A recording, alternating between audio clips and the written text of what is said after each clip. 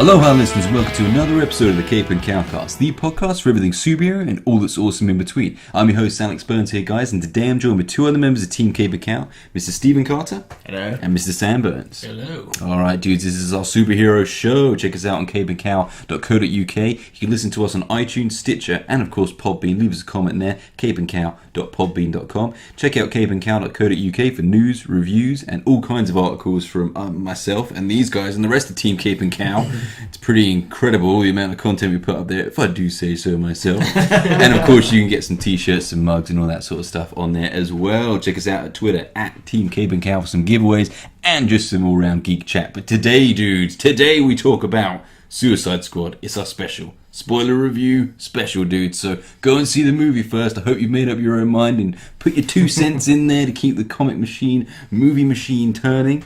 But guys, Sam, Steve, how are we feeling about Suicide Squad? I'm happy with it. Yeah, not bad at all. Just right. I thought I'd just check with you guys first because I really enjoyed it. I know there's shit wrong with it, and guys, we're going to get into that. But man, after Batman vs Superman, I just needed a win, even like just a personal just like win. a one-all draw. Yeah, or something like that, just to stop the losses. just a point on the board for Christ's sake. Yeah. So, I know a lot of people out there like Batman vs Superman, but if you're still listening to this show, then you probably share the same opinion as us, because I think anyone who does like BVS probably got a bit fed up with us talking about that. But I think expectations going into this, I don't think they were sort of lower, but I think, if anything, they were higher after the disappointment of BVS. All of a sudden, this little project just had the weight of the world on it. Sorry. Carry on, yeah. No, I was going to say, I would say the expectations were a little bit lower, but the stakes were higher. A lot higher. I like in that that. sort of aspect. That's what I thought. Okay. No, I kind of agree with what you're saying. I think that if BVS was a decent enough film, then I think we would have been coming out of Suicide Squad today and been like, oh, incredible, awesome film. But I think we, like you said, man, we needed Suicide Squad to be good. We needed it to be rewarding in some kind of sense. And I don't know, I think because there was more of an expectancy on it, well, for me, and I think for you as well, I think that... I don't know, it's just kind of... It's not as good as it could have been, but it still was an enjoyable movie. Yeah, definitely. And I think that's, because it's sort of almost like the little train that could, do you know what I mean? The little steam engine that could, or whatever that story is. But, man, there's a lot riding on this. If you're a fan, it's like, okay, so you got the whole DC versus Marvel thing going on, whatever. So the fans, we want to win. We want something, but we want, I think there's a tendency to build up Batman vs Superman and make it bigger than it was, just to like it for the sake of, I like DC, so I have to like it sort of thing. And we don't fall into that category here. But Suicide Squad, I genuinely liked a lot of it. There's some stuff I really don't like, but I want to start with the positives because I feel it's good to be able to talk about something DC in a positive aspect. So, David Ayer, we'll go deep onto his directing style in this one, because the film starts off in crazy fun fashion, and it's just sort of like, how much fun and little effects can we chuck at the screen and make it as stylized as possible. If you're checking out like these posters and the marketing materials, everything's been crazy and just like very comic booky, very pop art. I honestly thought that we were going to see just those things on the promotion campaign or something like that. But for them to show up in the film was very good. I know, yeah. So every time you saw one of the Suicide Squad members, they introduced him for the first time, it was that face, wasn't it? And then one of those, very cool, man. It was this movie does a lot, but David Ayer seems to have balanced it for the most part. The script unfortunately suffers from some of the same issues we've already had in the DC universe. Bit all over the place. Doesn't quite know if it wants to be a total superhero movie or still hang on to that gritty realism of the Dark Knight Nolan movies that WB are obviously like, billions of dollars. So there are a few moments, like especially the government meetings, that are very sort of real world. This is the real world that we live in, and then the next scene is just, the Joker just going crazy and the magic enchantress card, I think, whatever her surname is, I cannot pronounce it. Whatever. There's a G in it, and I know it's silent, but why worry about it then? Do you, every time you pick up the phone, are you scared? Anyway. Okay. Weird. So yeah, that's thrown me off track completely. But yeah, you know what I'm saying. Yeah. So Steve, let's start with the cast. Let's go through each member. That's a good way to do it. Let's go through each member of the Suicide Squad and just talk about how they fared. I think this is a good way to do it. So shall we kick off we'll kick off with Deadshot then, shall we? Yes. So yeah, he was the bad guy that we all wanted to root for, sort of thing. That's how I thought. Like he seemed to be in there because Batman forced him to be there, sort of thing. And obviously he's the hitman and everything like that. So he's the one that cuts the deals. Do you know who he was talking to on the phone in the first? In his flashback scene. Oh, it's just... Was it just a generic goon? Probably just a random, I was just wondering if it was like someone from... I haven't picked up. I'm sure, we'll go back and do an Easter egg sort of speculation on it. There's bound to be loads of little threads that are clutched at that just aren't true. So, we'll wait and see on that. I was just wondering if there was any sort of more subtle sort of Easter eggs or anything. But yeah, we see sort of him negotiating a high stakes sort of deal, really going on. Like Target's about to disappear. It was a great way of introducing the character, and they did that for all of them in that opening sequence. But him as a whole throughout the movie, Will Smith. Well, I kind of felt that they had to make him the main character. I personally feel that he was probably the highest paid actor in that sort of... Well, he is Will Smith at the end of the day. So, well, yeah. And I have to say, like, in an ensemble... I know he is a movie star, but he does have that movie star quality because he's in a movie, filled with other up and coming actors. People are going to see it just because but not even just that. But when he's in like an ensemble sequence, he kind of there's something about it. He's a great actor, man, and I think he really sinks his teeth into the sort of material he's given. There's a lot of good dialogue early on in the film, and I kind of wish they'd held back on some of the pop soundtrack because I couldn't hear some of it. I don't know if that was a cinema mix or whatever, but yeah, there were a few moments where I was like, "What? Come again? I can't hear you because you're playing a ridiculous song." Because it started off with what is that song called? The Sun Over the Hill or something. I think there's like 50 songs within 5 minutes. It was one song after another, after another. I did feel a bit. I was watching, and I was just like, "Are they trying to make an awesome mix?" And I'm a bit like, "Let's do an awesome mix, but more." Yeah, this is all for the Suicide Squad soundtrack. Yeah, that's the way I kind of felt. Yeah, it was very forced at times.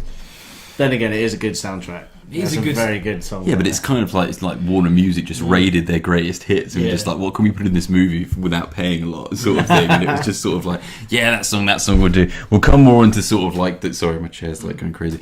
We'll come on sort of the mismatch of tone a little bit later. But like Will Smith, I think they gave him a great arc. They gave him some great moments. He has some of the funniest lines in the movie for sure. Yeah. And his interaction with basically every member of the Suicide Squad, especially Rick Flag, which I thought their back and forth was great. El Diablo's one was good as well. El Diablo, he had some fun with him as well. He was cool, man. I'd like to see more of Will Smith going forward, and we're left in an interesting position because spoilers at the end of the film, Suicide Squad is still in prison, so there's room for more adventures with those guys as well. Yeah. And I liked his little scene with Batman, although I kind of wanted to see Batman kick his ass a bit more, but whatever, Ben Affleck was busy, filming Batman vs Superman, Justice League. And it was Suicide Squad. It was. I know, but it's the first time. I will say it's the first time I've been in a cinema and not been excited when Batman's on screen. I don't know what it was. I just and I love Batman. I love the dude. You weren't excited to see him on screen. I didn't get that sort of rush of excitement when I saw him appear. I think that's the thing. They should have tried to keep that a bit more of a secret, to be honest. Yeah, about Batman. perhaps. Yeah, maybe it's because then it would have had more of an impact. Yeah. But because they made it so obvious, and he said, "Oh, Batman's it." To be honest, it made more of an impact because I did not know Flash was in it. Yeah, I got more of a jolt of electricity, the blue electricity. When he popped up and he was just stood there and he was like honor among thieves or whatever he says. I was relieved to see Batman at the beginning of the film in like all the origin arcs they were doing, instead of him coming at the end, which is what we thought was going to happen. Yeah, because I think it was good. I think his placement in the story was fine. There was something a little. The movie's a bit jumpy, isn't it? I still think it suffers from they're trying to introduce so much so early. They don't, and I think it's a trade-off. It's like if you want it all now, which we don't, but WB do. They want it all now. They want to just get these movies out there, and then they'll do their solos and spin-offs. They're doing it the other way to Marvel. They're doing it the opposite way around. Like here's your ensemble movies straight away, and then we're going to do spin-offs where you can get the backstory in later. And I don't know if it'll work as well long term, but it's what we've got, and the trade-off is clunky storytelling, underdeveloped characters, and that's still unfortunately prevalent at the end of Suicide Squad by the time the credits roll with that other song that's really popular, and then 3 more songs that are also really popular as well. So what should we do? Shall we move on to the next character then? Let's keep going through them, and we'll just, they'll bring up their criticisms. They'll go, guys, this is a loose one, man. We just saw this movie. We're recording this now. So much fun. I love being a fan. It is great times. So Margot Robbie, Yeah. Yeah. Oh man, yeah. She was fantastic. She was great. Very awesome. good. Yeah. And I think, we didn't have any doubts that she wasn't going to deliver, did we? No. So, I mean, she definitely looked the part in all Mm-hmm. the trailers and everything like that. She seemed to be sort of the standout person Yeah. whenever she had a bit of dialogue there. When it came to the film, yeah, it didn't disappoint. Yeah, she Honestly, almost steals the show. Not quite, but... She stole the show for me. Okay, Yeah. cool. Yeah, definitely. I thought the way she just kind of took on that role, and there was a good mixture of what I wanted from the animated series of Harley Quinn. Yeah. I thought the whole stuff with Puddin' and how Yeah. joking. That was great. Mr. Yeah. I J. love that. Yeah, Mr. J. I thought that was great. And it wasn't too overdone. It wasn't too much of her accent. But I really thought she was cool. I thought that she was crazy in the right places, fun in the right places. I don't think there was a lot of talk about her being maybe over sexualized as well. I didn't really get that from the film at all. She was just Not really. There's one scene of her putting on her clothes, but it's just it was kind of a joke. Yeah, you know what I mean? It's just but Will Smith trained topless at the beginning Yeah, of the we're film. all- No yeah. problem with that, is there? There was a great shot of her when they did the introduction role thing of her dancing with Joker in her full Harley Quinn outfit. as Yeah, well. there's a lot of Easter eggs. Looked just like the Alex Ross thing as well. Yeah. Like the Alex Ross. the classic Really one where good. they're in Yeah. the black I've tux actually and got a stuff, shirt with that on. Yeah? Oh, yeah. That's There we go. Yeah, it's so. Should have worn it. It's so iconic, and there was just a lot of that going on as well. I mean, David Ayer's done a great job of just picking up on these are the classic sort of images because if we're talking about Margot Robbie, the natural place to go next is the Joker. So before we talk about Jared Leto's performance, let's talk about the interactions with Margot Robbie and the Joker, because for me they were the best scenes in the movie, and you just wonder. They could have probably just made a Mad Love film, couldn't they, with Batman as an incidental sort of character that just pops up every now and then. If it was flipped around and Batman was holding Harley Quinn and Joker was on a mission to rescue her. Maybe, yeah. Great, I just it? loved that every time the Joker turned up, it was to get to Harley. It was just sort of nothing else mattered what was going on. There was this supernatural thing going on where a bit like a city was falling to pieces. And Joker was just, I'm getting it. He finds a way. Because it's a Joker that whatever you talk about Leto's performance, the actual character and what his motivations are in the film. Yeah, he's a scum, a criminal, crime lord, all that sort of go part of the course of the Joker. But this is a Joker in love. This is someone who is doing anything he can, with his vast resources to get to the woman he loves. Yeah. And we've always seen in the animated show there's been that hint of affection, but at any moment he'll just piss off and leave her. Yeah, just which he did once in that film, because there was the bit where they're riding in that sports car and they go off into the little river and he goes away and Batman catches. I kind of liked that because I was like, if you get Batman and Joker now, I didn't want to, because I'm always thinking what next? I'd like this Batman, this Joker still have to meet. That's still something that's kind of hanging there, so it's good. So that's the only time he leaves her, but.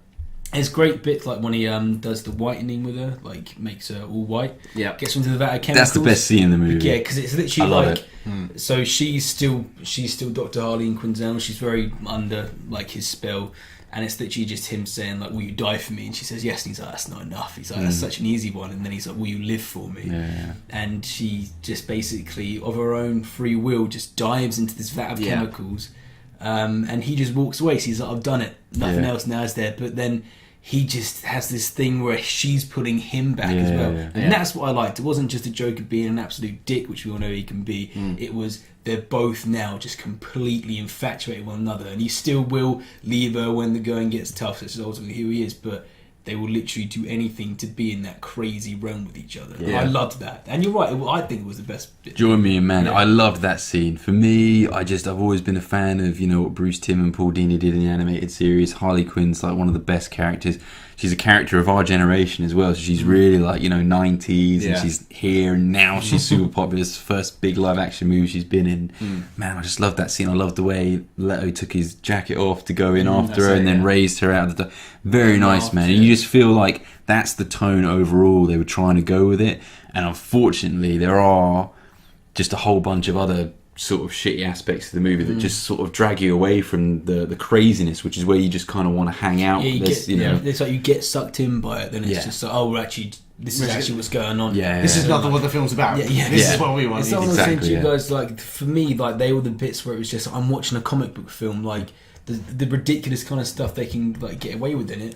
Like they eventually their main part of like their like fate mission is to rescue what was her name, Amanda Waller. Waller, and stop in charge. and they get her, but like.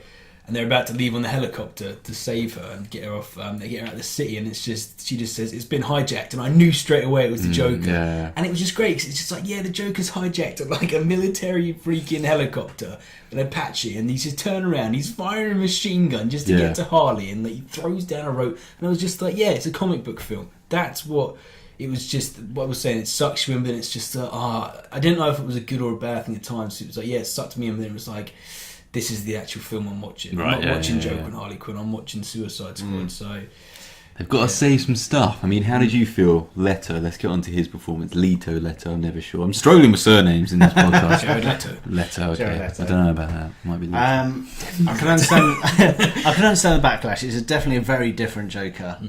He's more. To be honest, I think it's what we need actually because he definitely seems more dangerous. Yeah. In that sort of violent sort of way. Obviously, we had the Dark Knight Joker and everything like that, where it's more psychological and anarchist sort of thing. But this guy sort of hit that sort of crazy on a very different sort of level. Okay, so he had the menacing thing when he was in his club, sort of thing, and Tattoo Man. That was the tattooed man, wasn't it? Who didn't get much of an inning, to be honest. I didn't quite like. So what was it like? The guy basically looked at Harley, said that she was attractive. Joker was offering Harley to him, and he was like, "No, it's he's your the girl. Joker." No, it's your girl. And then he was To be just honest, there was no logic anyway. But that's the Joker. So if anyone gets a free pass with script writing, it's him. It's like, well, he's the Joker. So switch it anytime. I mean, the thing I liked the least was I still don't like the tattoos. Okay. I'm just going to say now, Steve, get over it.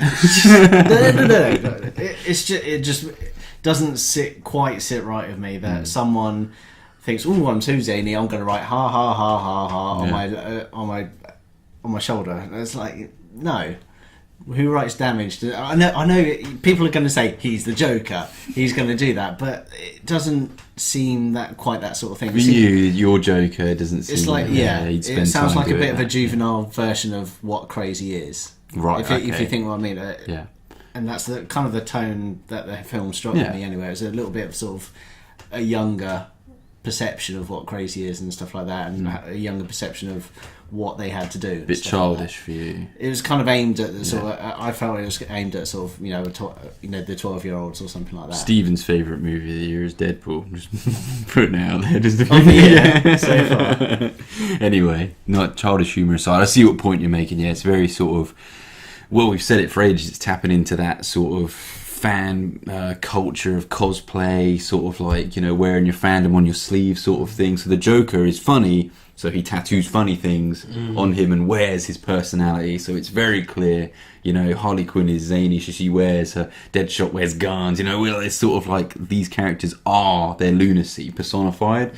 So I think it's fitting with this new world that we've got going on. So I'm never going to sort of like defend the tattoos. I can understand why people don't like them. I prefer my Joker clean, with no sort of marks on him and just sort of like the classy. Sort just of from suit another aspect of it, I just think that we're going to see like Bruce Wayne like unbutton his shirt and he's going to have like bat tattoos on his shoulder. I wouldn't be surprised. He puts bat signals and everything else, doesn't he? For me, it was like, how are you going to follow Heath Ledger? And I think just to completely get away from, we had to. Yeah, that whole like the purple jacket Joker. You've had Nicholson, you've had Ledger now, and there were two incredible Jokers, and now it's time for Leto to step up. And for me, it was something completely different. And why not go for all that ridiculous stuff with If you heard about like all the stories in between as well, like he went full on method with that as well, didn't he? But he's a bit of a douchebag. If you listen to 30 Seconds from It's not insult. I think he did a good job. But I have to say, with all the bling and the jewellery and the sort of more flamboyant nature, his outfits were on point. How many times did we say, they reference great iconic imagery Yeah. from the comic books. And also, I liked his voice and I liked his laugh. I liked the way he talked properly. I liked the way he used his words economically. I don't know if that was just the fact that he didn't have many lines, but I like that he wasn't. He didn't sound like he looked, if you know what I mean. He wasn't sort of like El Diabloing it, you know, where he was going to sound like a street sort of gangster criminal, you know, with a stupid voice. You know, I'm not going to embarrass myself by doing accents right now, but you know, he wasn't talking like someone who'd wear grills you'd expect to talk if you were being stereotypical. He was very sort of classic and almost like an old sort of 1930s sort of mobster. You know, the way he was drooling over his words and, you know, very sort of Then again, Boris those two can't Karloff hit. sort of thing. Yeah, I know, but yeah, I get the feeling he talked like that anyway, sort of, you know. But yeah, just you know, I like the way it blended. He was like a bit of old school classic mob, you know, from the 1930s, mixed with this new modern criminal. And what do new modern criminals do? They go to strip clubs and wear bling and stupid shit and show off their wealth and their power. So, how did you guys feel about Harley Quinn's dream sequence? About them being like normal. a suburban family. That That completely stripped that was down. it. That was it. That was interesting to me because that to me seems like how she actually sees Joker. yeah, I think that's So she doesn't see the whole tattooed mess. Well, the rest of the world's crazy, and they're the only ones that see it as it is. Yeah, I didn't mind that at all. I think, you know, if they were trying to, in terms of making it clean cut and everyone pristine and like the nuclear family, I think it was just to show you, you know, how stark and different, you know, it was, you know, just to... One thing I did notice as well, you know, when Joker's lying amidst all his weaponry and stuff like that, did you notice the baby grows? No, I need to freeze frame that and have a look. What were the baby grows? There's two baby grows in the top right hand corner. So I was just thinking, was there something that was going on there? Joker babies? Could have been. Maybe, Or he steals maybe it didn't babies, work or... out. He steals babies. The Joker, I don't know, maybe he just, keeps them on retainer or something, I don't know. There's always been that thing, well, they hinted on it in the computer game, didn't they? Arkham Asylum. And Oh, there was Arkham that City, pregnancy like the whole test in the pregnancy Arkham test. game. Yeah, it was a little Easter egg. Yeah, baby Jokers. Why not? Yeah. Who knows? One day we'll see. I don't think so. I don't know. Who knows? He's the Joker. I really can't give an explanation. You know, I'm not. You could do crazy. a Batman Beyond Return of the Joker thing, couldn't you? That was Yeah. quite good. Yeah, I love Do that something movie. like that. Yeah. Next Generation. Okay, so we've done Deadshot, Harley Quinn, Joker, And Joker you know. Jr. Yeah. So I mean, that's the crux of the movie right there. Those three characters. That's where the movie sort of realizes it needs to focus on later on. But I think one big criticism of the script, you've said it's all over the place. Yes, it is. They're not quite sure who to focus on. It's the core four of Deadshot, Joker, Harley Quinn, and Amanda Waller. Those are the characters that you really need to focus on. And it realizes it sort of halfway through and in fits and bursts. It sort of concentrates and you think this is really good for like 15, 10 minutes, and then all of a sudden you're spending time with Rick Flag and you're just sort of like, what's going on here? So we'll come to Rick Flag next because he actually played quite an important role, and I feel it's another underdeveloped area. His love story with the Enchantress, with her, sorry, it was meant to be quite a powerful aspect to the story in terms of where the whole finale goes, and they rushed the setup, and it's just like they're in love because we've told you they're in love. You know, the movie does this a lot. It tells you, you know, Katana's a perfect example of this. I'll just get her out of the way because there's nothing to talk about with her. Yeah. She's a visual, and it was almost comical, the moments where she starts talking to her sword and they just explain it to the audience because the audience, like, you could tell everyone's like, what the fuck is that girl doing, speaking like Japanese or whatever to her sword? I'll be honest, I mean, I kind of got it because obviously she was speaking Japanese, but it was subtitled and everything like that. So it's like, oh, okay, so she's talking to someone, she's obviously upset, so she's obviously someone that she's killed, probably a loved one or something like that. And then Rick Flag just explains it. I'm like, well, I didn't really need that, to be honest. It's like, this is for like the people who didn't... Her husband's soul is stuck People who in the didn't have sword, their brain you know. switched Yeah, on. and I felt like, you know, I don't know. It was just kind of like, this film doesn't give a fuck about magic, like introducing this sort of like, you know, as I say, it's the clunkiness. They're introducing everything. And Enchantress, the more I think about it, the more it was a strange villain to have them go up against, because you're introducing so many like odd elements of the DC universe in one movie, and it's just like, well, let's do magic as well. And I know she's part of the lineup, but it was just kind of like she looked ridiculous, and there were moments where, you know, I'm not sure if I said it in the spoiler-free review. It takes a lot for us to sort of roll our eyes, but I think we were all rolling our eyes when Carla is there and she's doing the robot boogie or whatever over a pit of weird samba thing. friggin', you know, crazy energy stuff, and she looked ridiculous. I'm sorry. There were points where her performance was good when she was as her regular sort of self, the other side of the Enchantress. When she became Dirty Enchantress, as we'll call her, you know, the one that hadn't washed for a while. Yeah. Cool again, good visual. But then she became The clean cut. transformation was really good, actually. Yeah, I but then- really liked the whole sort of... Yeah, I liked that as well. thing. That was the cool bit about it. But you weren't interested, like, the thing between June Moon and Rick Flag. Yeah. Like, it was supposed to be the crux of the film, and they've planted the idea with you as well. They're in a hotel room together, and she's basically says to him, if you can't stop her, you need to kill both of us. Yeah. Basically. So that's kind of like they planted the idea that's going to happen later on. You know that for a fact. And that was just, as a main like arc of a story, it was really weak. Didn't get a lot of time. You had a whatsoever. beginning June Moon and an didn't end. get at all. Yeah. Yeah. There's nothing in the Yeah, middle. exactly. They're just not connected throughout the rest of the film, and it's just a weird way, you know. And also, one thing that I think was really odd, the whole charge in the subway when all of a sudden we're introduced to her brother, you know, Tentacle Man or whatever, you know, who shoots... Incubus. Yeah, whatever. Like, literally, that happened so early on, and I was just kind of like, whoa, we're going there, and it was quite jarring. And then the big reveal was that he had lost control of her, and he reveals it to the Suicide Squad later, and that I feel there's been a scripting error there, because maybe the audience wasn't supposed to know that the Enchantress had got away. Do you know what I mean? And then they sort of did a flashback to this scene that happened half an hour ago, and it was just sort of like, is this the twist right now that Rick Flags betrayed the suit and withheld information? Because it just felt like a bit of a scripting blunder that maybe we shouldn't have known that information earlier, but and maybe we didn't need to see so much of Incubus and Enchantress. Do you know what I mean? It was kind of a Incubus. I just say it was like whatever. I But yeah, thought that was a really weak villain for them to go up yeah, against. I feel he was like pointless. to be CGI honest. was bad as well. I think like CGI was really Yeah. I think Enchantress could have been really good just to have on their side, and she can just like she could probably stop a lot of stuff, but she's like watching it quite placidly and like you're not really doing anything. I She felt sounded that should like have been a- like her role, and she was more like a guiding. She was so force much. behind We'll it. talk about the ending, because that's where I think it really falls apart. Like, Yeah. there's 20 minutes where after the bar scene, which was great by the way, we love Yeah. the bar. We'll talk about the positive. We don't want to leave some positives for the end, dude. But I think we'll just get this big.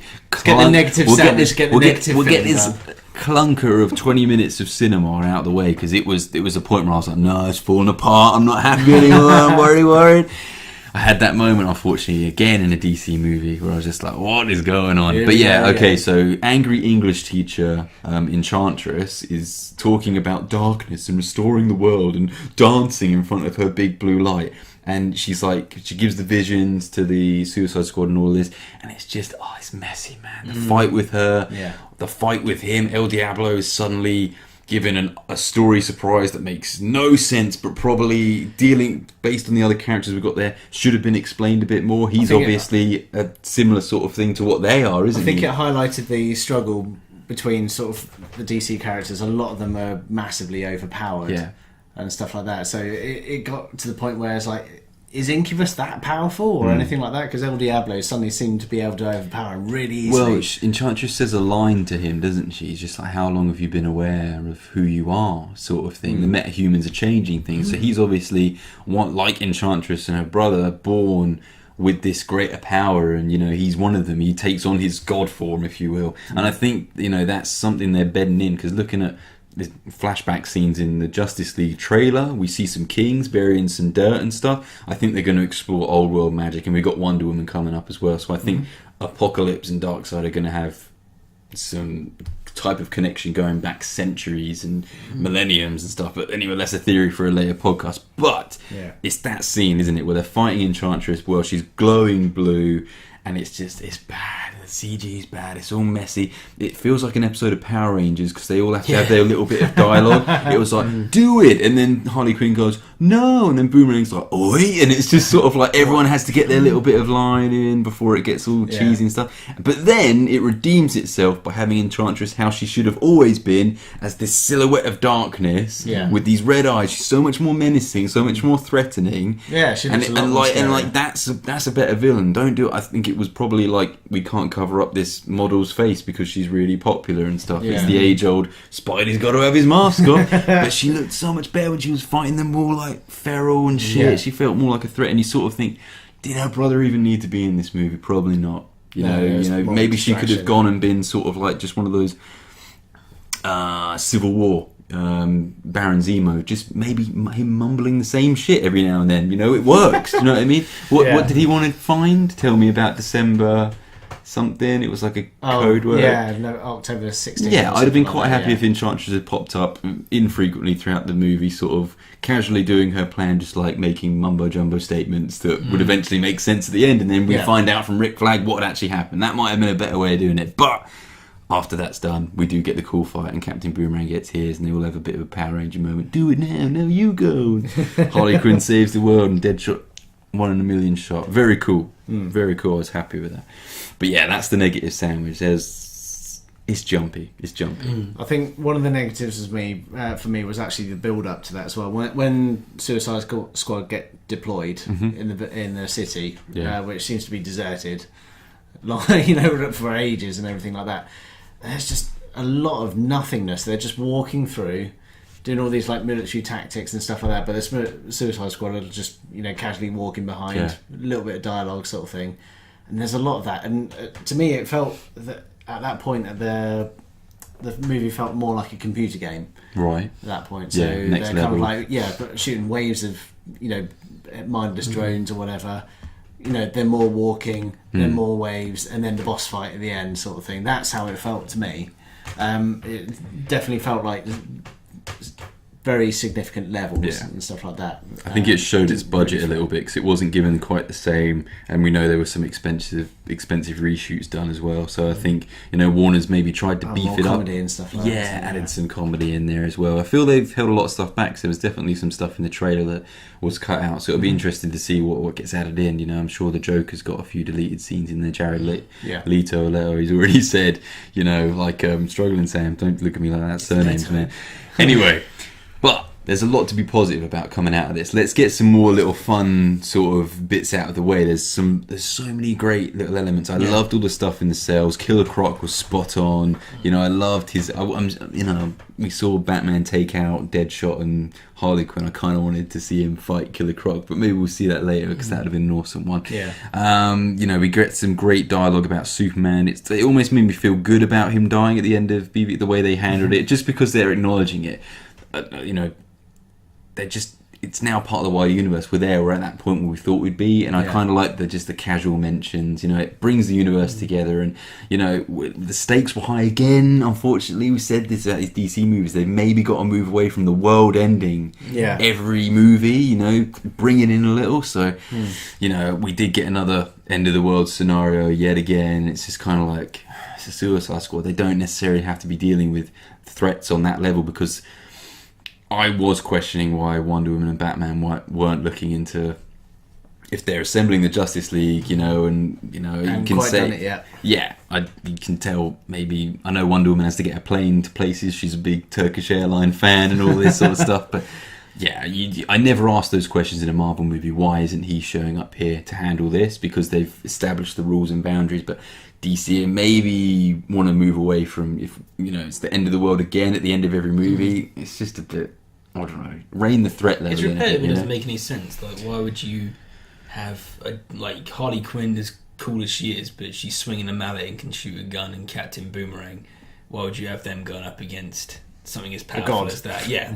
That's kind of stuff that makes I feel they kind of maybe needed a diehard Alan Rickman to go up against. You know what I mean? Something like the Hans Gruber might have been a bit more sort of their level, or even the Joker.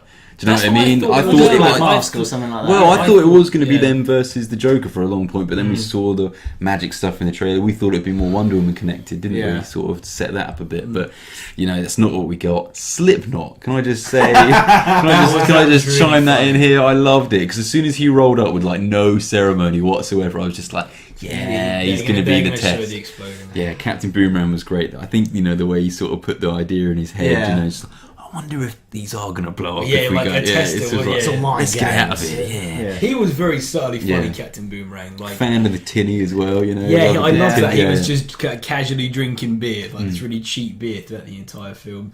And the bit where they're in the bar, Yeah. like, probably one of the funniest bits of that film, where Rick Flag just comes in dramatically and he's literally like on his last leg and he crushes the device which blows Yeah. them up and just says, "You guys are free to go if you want, but I need your help. You guys are free to go." And Captain Boomerang looks around and shoots off because that was great. But me and Steve was saying, like, we would have preferred him to have just gone and not to have come back. Yeah, it would have been cool. I think that'd they'd be been really, come really back funny. in like a post-credit scene or something Yeah. like that, Yeah. or something like that. Where's everyone gone, or something like that. Yeah, it was great, man. But yeah, if he'd stayed out, that would have been Yeah, great. Because that would have been really, really funny. 'Cause Yeah. it's just like he didn't give it. Like, you don't have to, I don't know, empathise with all these characters and like have them being the knights in shining armor. That's the whole point of the Suicide Squad. Like, he's this dirty like thief. Yeah. He doesn't care He's about a anything. rascal, Just have so. him go away. He doesn't care about anyone. Like, that should have happened. I think we'd already liked the character up until that point, so he didn't really need to stay there for any longer for us to sort of think, okay, we'll forget about him, sort of thing. But Yeah. no, you don't the viewers respect at that point. Yeah, I loved it. I love the wider world we got. We got a different look at the DC universe. That we're seeing more established the DCEU or whatever it is. It's not quite as rolled off the tongue as the MCU, but I like where it's going. I feel better about it now. I think we can all say we all feel a little bit better about this one, just because they focused on characters that we know from the comics, and they were the ones we were spending the time with. We weren't fucking around with Senator Holly Hunter or whatever her name with, and Granny's tin of piss for half an hour in the movie. We were actually spending time with characters that matter, and characters that are probably going to matter long term. I'm glad they didn't kill Amanda Waller off. I was quite, I was worried. They were doing it, but they were great lines, man. And the audience, man, you can tell the audience looked scared during Batman vs Superman. They had like, what the fuck is this movie? Yeah. Everyone was laughing. It wasn't nervous laughter. It was genuine laughter. It was not quite Guardians of the Galaxy, which everyone thought it was going to be. But, it's something different. It doesn't necessarily have to be as fun. I think they struck the balance just about right between telling a serious sort of supervillain movie where the stakes are high, but also that injection of fun. It doesn't need to be fucking a joke every 30 seconds, but it certainly benefited from not taking itself so seriously and just having a few moments of, levity and lightness, because otherwise you're just like, you're po-faced through the entire experience. And that's what we had with Dawn of Justice, unfortunately. So I like it. Let's talk about the end credit sequence as well. So Bruce Wayne, man, excited for Justice League. Yeah, well, you just got Ben Affleck basically being Nick Fury, haven't you? That's exactly what's happening. But how else are they going to do it? To be fair, so it's just Amanda. What is her name? Amanda Waller. Waller. Amanda Waller. So she just comes in and she meets Bruce Wayne. She's just got a document of files about the people that Batman's already been investigating. Yeah, I know, it's more information, Sam. He wants to know what the government has on these people. So there's, Batman's playing a bit of a different game. He's already aware. I thought you already had that from what Lex had. Well, he's got some video clips. That's all he has. Yeah, Lex had the beginnings, but I reckon this he had is the like teaser trailers. Now we're getting the website and the official bio and the synopsis. I just reckon that what he's got there is probably information on how to take him down and things like that, because that was Batman's plan. In Tower of Babel, man. That's a great Justice League story where Batman's like got a contingency plan for all of them. And I know we've got a different Batman after BVS. He's a bit more trusting, but I'd still want him 2 movies down the line to have plans and ads, because that's Batman. He's always paranoid. Do you know what I mean? Like, he's a dude at the end of the day. So I liked it. I liked seeing Ben Affleck in a suit, looking good, looking Bruce Wayne. I like the interactions. Justice League cartoon, it was just on the screen for me. Some of the best scenes in that are when Amanda Waller's in it with Batman. There's one scene in the cartoon where he meets her in the shower and she's just like he hands her a towel. It's brilliant. I love it. I want more of it. I can't wait to see more of it. I like these government officials that now are actually from the comics, and they're not just random characters that we're having to endure just so they can get killed off or whatever. But so much to be positive about, even in the wake of negative response overall. I think Suicide Squad, I don't think it deserved the really hateful critics or anything like that. It really didn't deserve that. We'll gauge sort of more audience reaction and box office, and We'll see how it in a comes future in the- episode, yeah, and we'll box sort of weigh in office, on the debate around that as well. Rotten Tomatoes as well is getting a bit of flack from DC fanboys, Well, I which think is if hilarious. anyone is actually looking at those reviews and taking it seriously, what I'd say is that I think there are people after BVS that just don't want to invest in DC anymore. Yeah. But I'd still recommend seeing this film because it's good fun. Yeah, you know? I came out of Yeah. it wanting to buy it on Blu-ray and to see more, and to, not asking for a different cut of the movie, which I'm sure there's not going to be a director's cut for this film, because aside from shoving in the greatest hits of the 80s, it was pretty much par course what I was expecting. I mean, it felt like I don't think they have much more to give on that one, because there was a lot of filler in that as well. Like, I felt like when they originally wrote the script and everything like that, they probably had, like the reference to King Kong, 10 pages and 10 good pages and stuff like that. What are we going to do in between? Let's have all this walking and stuff. Yeah, like that. and characters that don't mean anything. It was that very last bit at the end as well. That the way it all wrapped up with Deadshot doing the final shot and everything like that. Yeah. The amount of slow, that was too slow. The slow mo in that was just too slow, and then the added bit of his daughter being in another I think vision. Zack Snyder paid a visit to the set that day. He was like, make this Let's slower, just make man. this 2.5 hours. Exactly. I know you've got like just over an hour film, but 2.5. Let's get that slow mo. I tend to make 3-hour movies and then have to cut them down, but you can go a different route anyway. But yeah, I think we're a lot more happy about it. It feels nice to come out of a DC movie and just be on the up and up. Yeah, be cool with it. Yeah. I'll be picking it to pieces. I'm upset about Scott Eastwood. I just want to get that out there. Yeah, that was a shame. There was a rumour about Nightwing. I wasn't hoping for Nightwing. Somehow they managed to make that big hench dude look tiny. He looked like so little in that movie. Yeah. I don't know how they did it, but yeah, it's such a shame to see a good actor and a good fit And wasted. he's not even going to come back in another film to do it, because he was the one that activated the bomb, man. And he didn't not have any qualms about that whatsoever as well. Yeah, there's some odd character beats in the movie. Like Yeah. I think El Diablo is probably worse, because he seemed like he had a great arc, and then all of a sudden he just comes out of nowhere with some really cliche dialogue. And it's a bit there's a lot of lame. cheese, but then again, you expect that. The movie lays the cheese on a bit thick at the end, but they live and learn. They've whittled it down now. They've figured out with these big ensemble pictures, shit doesn't work, and you feel like the movie figured it out. Then they gradually killed off the characters or got rid of them, and now you're down to that core of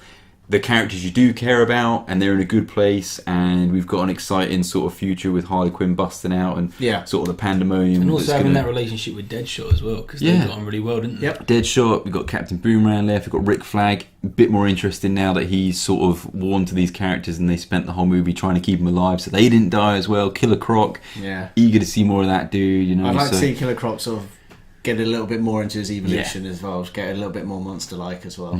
So it'll be interesting. Plus, there's some Easter eggs that are going to be expanded upon, like what the hell is this magical world that's being brought in. So lots to ponder, dudes, lots to ponder. But I think, there's nothing else you guys want to talk Suicide Squad. Are we happy with everything? No, I think I'm alright. Any more concerns? Any more concerns? Any more concerns, points, critiques, positive buzz? Dudes, we're happy with it, man. I hope you're happy with it too. I hope it ticked all the boxes. Because at the end of the day, what were your expectations of a Suicide Squad movie going in? Was it to save the DC Extended Universe after Batman vs Superman? Probably not. So just try and focus that back. Like for people wanting more of Jared Leto's Joker, I'd say this wasn't the movie to introduce the Joker. This was the movie to... Not quite, but something to whet your I think, appetite. there was like no ceremony about him being brought in. It was very quick. Yeah, it was which was a bit jarring, but I think we're just going to have to get used to it. It's a different type of style, and as I say, it's ensemble moves, man. They're not holding back, so we're going to have to take the rough with the smooth, and part of that seems to be clunky editing and some jarring moments for fans.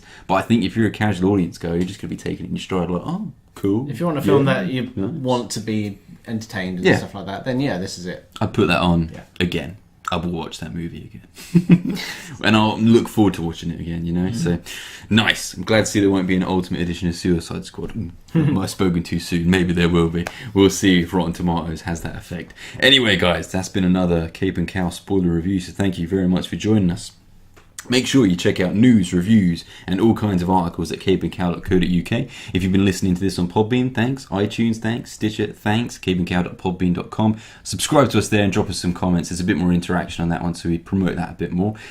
Twitter at Team Cape and Cowl. That's so you guys can get in touch with us. Any one of us will talk to you on that as well. capeandcowl.co.uk. There's also the store as well if you want to get some of that. And keep an eye out for some giveaways, which will be running soon. Not this. This is Suicide Squad merchandise, Steve. This is my Suicide Squad t-shirt. All this. All this, that's your Suicide Squad t-shirt. And this is my lucky charm. That's your lucky charm. But dudes, YouTube as well. Like and subscribe if you're watching. Hey, thanks for watching. I've been Alex. That's been Sam. That's been Steve. Suicide Squad is good. We'll see you next time. Take care. Bye.